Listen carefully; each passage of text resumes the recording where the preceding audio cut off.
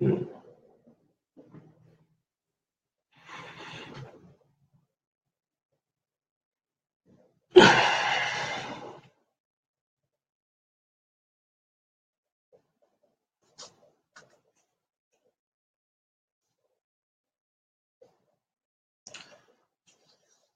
All right. Hello, everybody. Dr. Rick Wallace dropping in on you. I'm not going to be with you long, but I did want to take the time to share something with you that hopefully will help you uh, improve the quality or the state of your life, the quality of life that you are currently living, no matter where that is. It could always be better. So it doesn't necessarily imply that if you can use it, it means you're living a horrible life. It means that you may be in a place where things are good, but you know they can be better.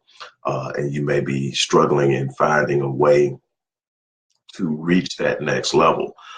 It's important to understand that no matter how well things are going now, things can be better, and it should be your goal to make things better, to become better, to live at a higher state, to have a higher quality of life. And that comes from a number of different things. It is not the things that we normally equate with quality of life. We tend to look at symptoms and tools to describe where we are in life. And it's really truly your state of mind, your emotional state, your mental state, your physical state that determines the quality of life you're living and gives you and prepares you to be able to move and go places in life that you want to go. I'm excited about it, and so I just want to kind of share something with you that I use as a core uh, outline, a map, and I structure my programs for my clients on a unique and individual basis. So every program is custom to the needs, to the situation, to the history, to the desires, to the goals. They're structured, but they come with a real simple format of change, of paradigm shifting, of setting up the right situation to be successful in achieving things in life. And what I can tell you is, like, we talk about the quality of life a lot, but what I can tell you is the quality of life is directly associated with the quality and the state of your mind consistently. Where's your mind in emotions on a consistent basis? You have a number of different people that function on different planes consistently. Some people are consistently inconsistent, meaning that they allow their emotional state to be moved back and forth, up and down and around. They're highly capricious in their emotional state and their behavior because they allow themselves to be moved about and tossed about by the changes in their environment, their external situations and circumstances that are happening on the outside are literally driving their emotions. Something goes wrong, they move with whatever it is. If it's good, they're happy. If it's not, they're sad, and everything else in between. And they can never find any consistency and balance. And that's not a quality state to be in. Other people, have you ever noticed that there are people out there that no matter what the situation is, I mean, I don't care how awesome it is, they'll find a reason to be pissed off about it. You'll find people that find a reason to be negative about it. You'll find people who, no matter what, are always sad. You got some who are caring, some who stay angry, and it's because of the mental state. Some people have been programmed and conditioned to be angry. They don't know how. You can ask them, what you angry about? And I don't know. They just have a need. They've been programmed to find something wrong and offensive with everything. Other people have been programmed to find something wrong in the way of loss, that they stay sad, they stay frustrated, they stay complaining. And then you'll get them to the point where after they get really truly programmed and conditioned, you'll ask them, what are you complaining about? They can't tell you. They're not complaining because they're actually frustrated with something. They're complaining because they've been conditioned to complain. And complaining is simply not a form of frustration, anger. Complaining is actually the absence of gratitude. Because what I can tell you is when you develop a heart of gratitude, when you train yourself to be grateful and thankful for the things you do have, grateful and thankful for the things that are right in your life. Grateful and thankful that you're alive and still breathing, that you have a chance to get up and go out and fight one more day to make something happen in your life. Thankful that you didn't get taken out by the last major issue. Thankful that the person you lost gave you so much of themselves while you had them. Not thankful that they're gone, but thankful that you had the privilege of spending some time with them on their journey. You've got to find a way to find gratitude, because without gratitude, you can never truly find happiness. But anyway, there are those people. Well, people are like that because of their emotional state, whether it's consistently inconsistent or consistently angry, consistently whining, consistently complaining, consistently sad, or consistently happy, consistently caring. All of these things come as a result of their state. And the thing is, you can control your mental state and your emotional state. You can set it.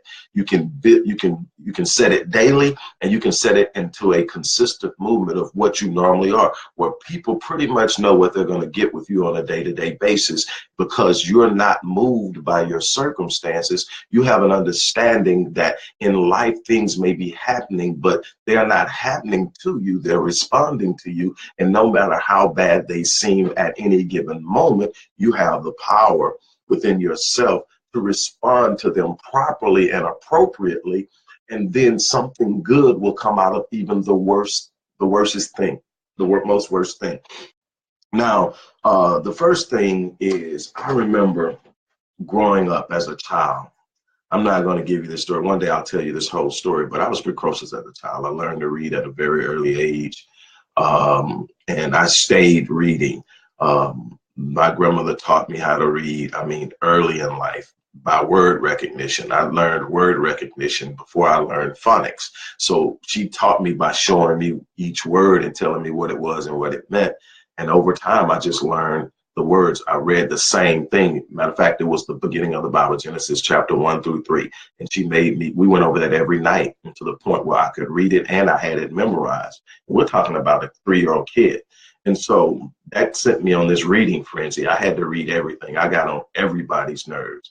And between the time I was 5 and 10, when I was 5 years old, 1972, never forget it, Encyclopedia Salesman comes by the house. Like, yeah, I'm that old where when I was growing up, people literally still came by the house and sold everything. Vacuum cleaner, milk, sheets, everybody came by the house with something, insurance pan.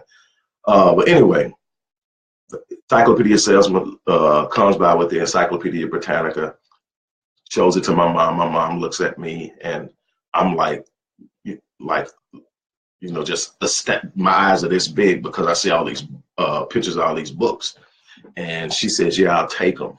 And, we weren't wealthy. We weren't piss poor either. She owned her own beauty salon. My grandfather was a retired master welder. So, compared to most kids in the neighborhood, we lived pretty good. But she made the sacrifice. She bought that. I remember when it was delivered. Like I said, I'm 5 years old, but I started reading. Didn't know every word in there, but I was reading, and I was learning the words as I was going along and asking questions, driving her crazy. And between the ages of 5 and 10, I read that entire volume, A to Z, of the Encyclopedia Britannica. I knew everything about everything. I fell in love with a lot of animals. That's where I found my love for big cats.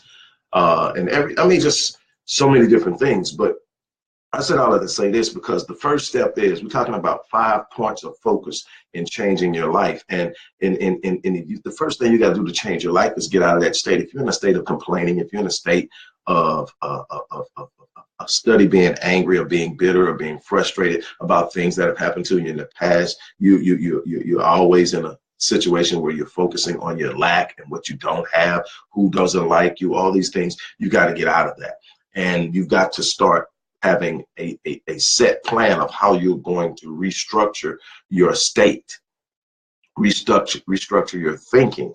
And that's how you get out of it. And real quickly, the first thing is, like my grandmother, once I got to reading, she'll come in and catch me with something that probably wasn't something I really needed to be reading. It wasn't anything necessarily bad. if you look at it from the outside, but it wasn't really what she felt I needed to be feeding my mind. And she would just walk in and she would go, garbage in, garbage out, garbage in, and she would say it like 20 darn times. I mean, it was like she would just say it. And so it got to the point where, first of all, I didn't want to hear garbage in, garbage out 40 million times. So I started to really watch what I was reading when she was around, because I knew that was coming. And so what she was really trying to tell me is that for you gardeners, for you people who get in your yard, for you get in your flower beds and your potteries and whatever, one thing you know for sure is it doesn't take anything. Weeds grow automatically. It doesn't take anything for weeds to grow. You don't have to plant, you don't have to nurture, you don't have to water, you don't do. Just sit there, and if you don't guard that garden, if you don't clean it, if you don't watch it, if you don't take care of it, weeds will grow up. They don't need anything.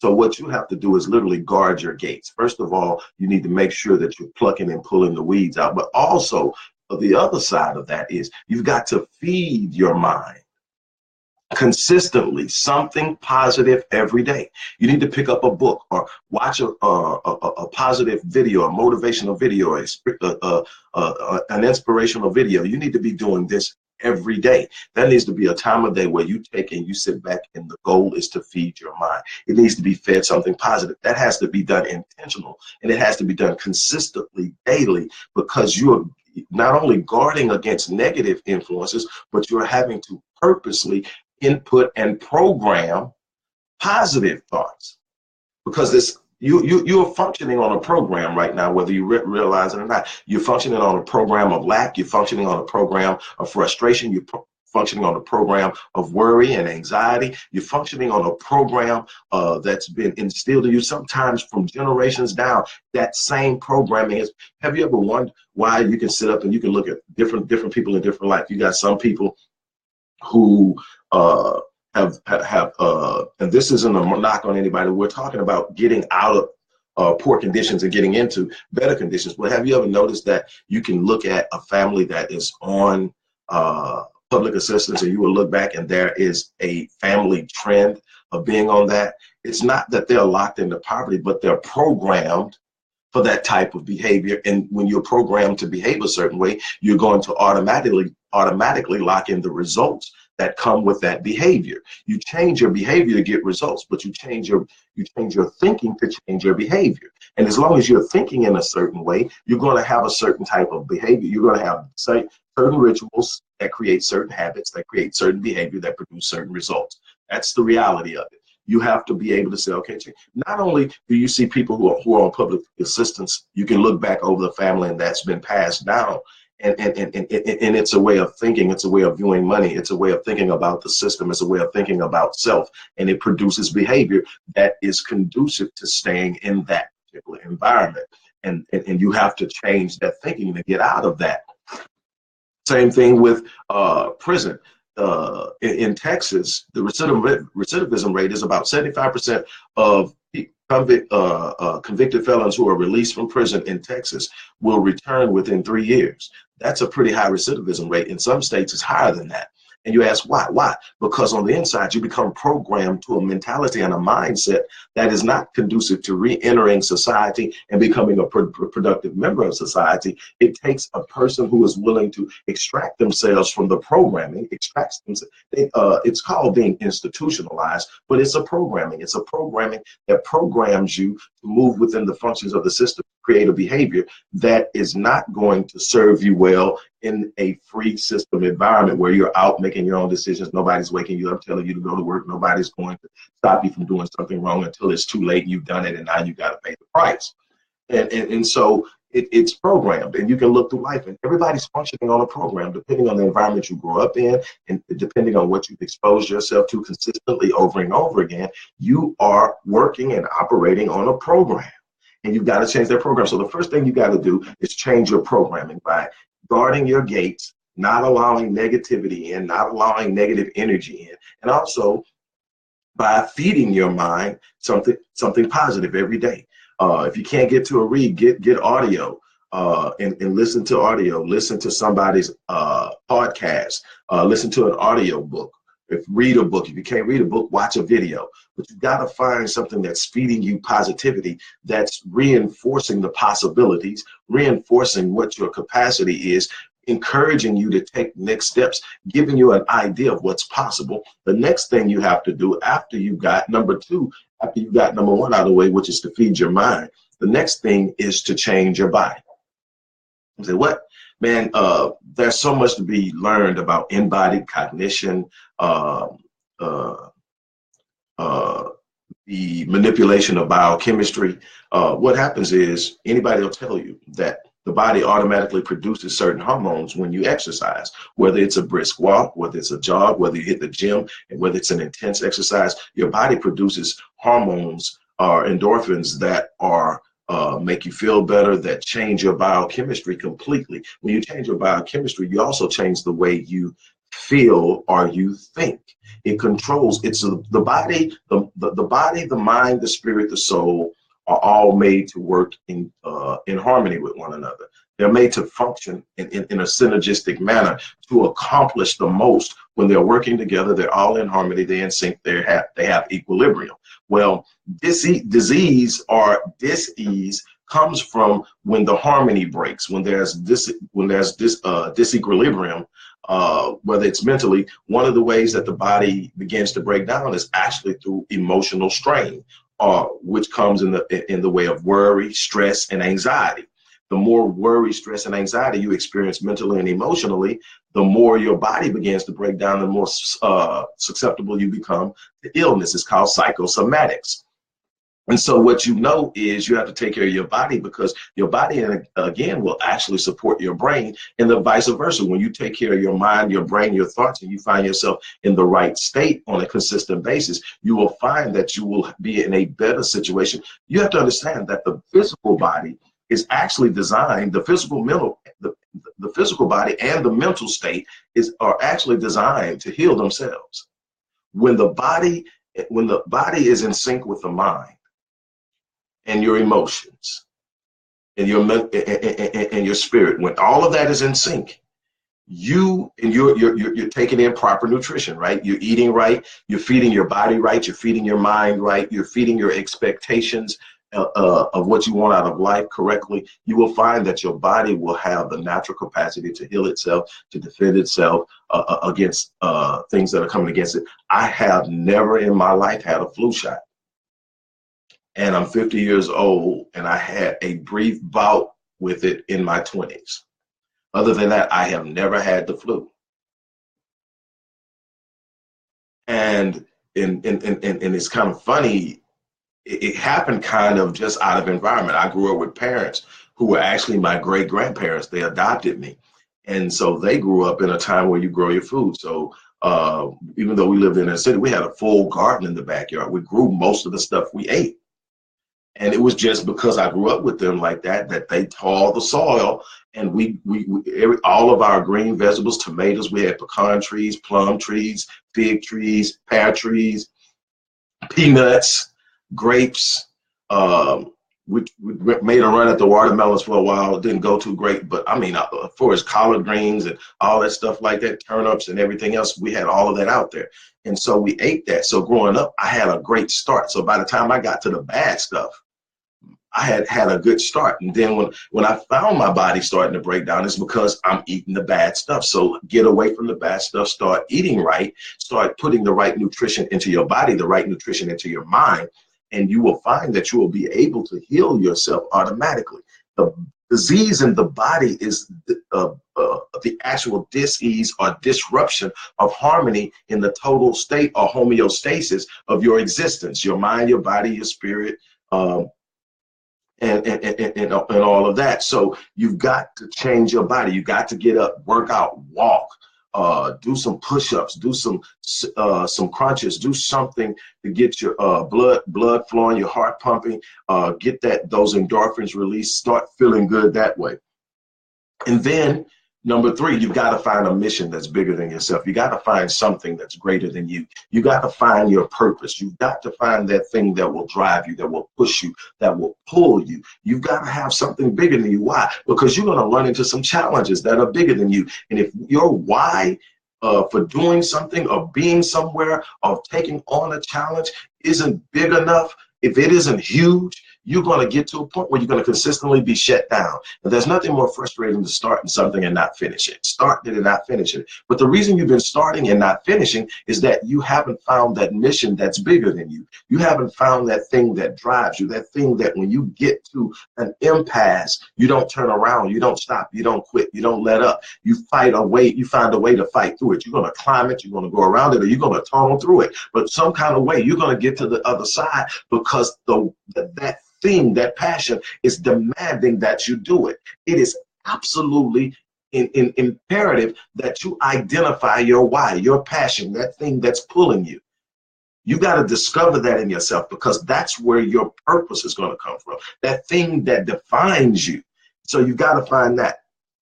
Number 4, find a role model. Find somebody that has done what it is you want to do. Having a role model, somebody that says it's possible, somebody that is doing what you're doing at the level you want to do it at, and pretty much came from where you came from. And I can't tell you how many people that I looked at and I went and found when I was making the moves that I was making and saying they did it. I mean, when you see someone that comes from where you come from, went through what you went through, and maybe even went through more than what you went through, and they're doing it, it erases all of the excuses. It immediately builds an intolerance for failure and excuses, because you're looking and you can no longer say, well, I didn't know my father, or I have a record, or I'm not good with money, or I come from an impoverished background, whatever the situation is. Why? Because now you got this person who came exactly from where you came from, or worse, and they are getting it done. So now you know it's possible. Now you know that you can't offer any excuses, because those excuses are just reasons you're using because you're afraid to step out there and go after it. So now you're in, and maybe you can even connect with your role model and they'll become a mentor to you. But you need somebody that, even if they're not mentoring you, you see them as a model. You see them as what's possible, because their life looks a lot like yours, except they've gone further. So you know it's possible. You got to see that. Showing the mind that something is possible is powerful, because the mind will take it from there. I mean, your subconscious mind controls about 85 to 90% of your total behavior. It's not your conscious mind. Listen to me when I tell you this. The non-conscious brain has the process, and the non-conscious mind has the process. Subconscious mind has the capacity to process 400 billion bits of information per second. There's no supercomputer on this earth that can mess with it. It sees everything that you don't consciously or directly see. It sees it. If it's in the room and if it's a sound, it heard it. You didn't hear it because you were focused on something else. That's what it does. That's what the reticular activating system does. It determines what's important to you at a certain time and filters out everything around you, so you're not going crazy trying to pick up all of the activity. Right now, 2 phones just went off. One sitting on my left side and one sitting on my right side. Normally they're all sitting together, but I just saw them go off, and it's probably the same alert just coming through 2 different devices. But I was able to see that because it was in my periphery. But if I'd have been in a real deep thought and I was actually researching and reading, I wouldn't have saw it, because I would have been that toned in that it would have been filtered out.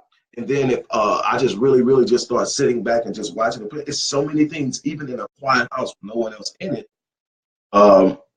There are things happening. Of course, it's not quiet right now. I'm just waiting on somebody to come through and make some noise. But anyway, what I'm trying to get you to understand is, when you can get your subconscious mind, your non-conscious brain, your subconscious mind, to take on a reality or an idea or thought, and it sinks in, hey, this is possible. Turn it loose, say, this is I want this, and this is possible, and I'm going after it.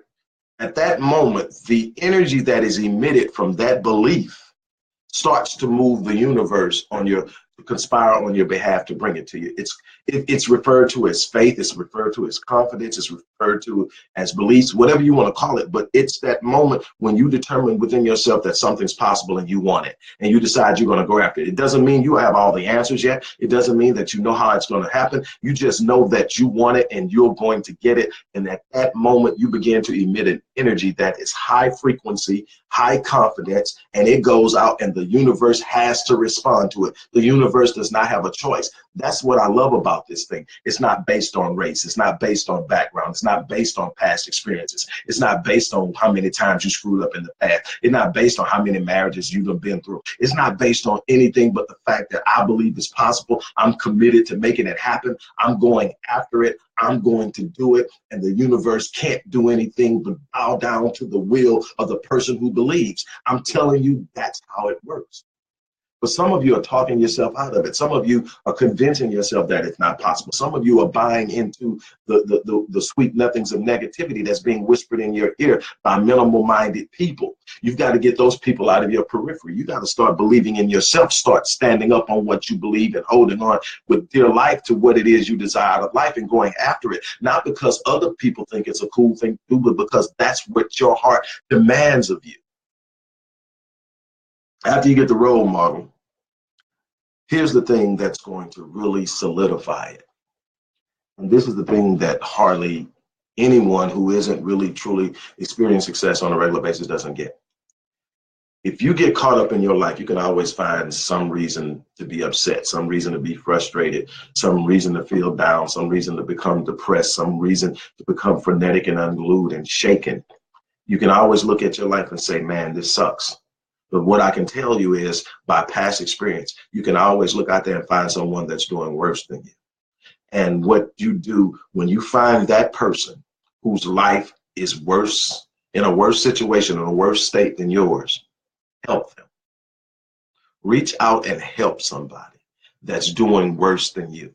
The energy that you put out into the environment, the way that you move the universe when you take action in helping someone who cannot at that moment help themselves. When you sit up and say, okay, look, I don't know what it could be, whether it's money, whether it's an encouraging word, whether it's a place to stay, whatever it is, you reach out and you touch that person who is in a situation that's worse than you.